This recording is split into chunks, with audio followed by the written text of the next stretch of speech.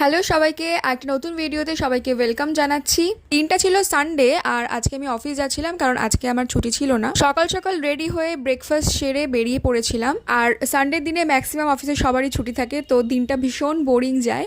আমারও সেরকমই যাচ্ছিল। ট্রেন থেকে এই মুগ ডালগুলো কিনেছিলাম আর এটাই বসে বসে খাচ্ছিলাম, কি আর করব, খুব বোরিং লাগছিল বসে বসে। তো খাওয়া দাওয়া করছিলাম, একটু ফোন ঘাটছিলাম, এই আর কি। দুপুরে লাঞ্চের জন্য তো ম্যাক্সিমাম দিন আমরা একদম থালা বাটি সাজিয়ে বসি, কিন্তু আজকে তুমি একা ছিলাম তাই ওইসব কিছু আর আনিনি। মাকে বললাম সিম্পল তুমি ভাত ভাজা করে দাও, আমি সেটাই নিয়ে যাবো, সেটাই আমি বসে বসে একা একা খেয়ে ফেলেছি। আমার একটু কাজ ছিল বলে আমি একটু আগে বেরিয়ে এসেছিলাম। আর বাড়িতে ছিল পার্টি মেকআপের কয়েকটা বুকিং, তো আমার একটু দেরি হয়েছিল বলে মা এটা শুরু করে দিয়েছিল। প্রথমে একজনের অলমোস্ট কমপ্লিট হয়ে গেছিল, তো তার ক্লিপটা আমার আর নেওয়া হয়নি।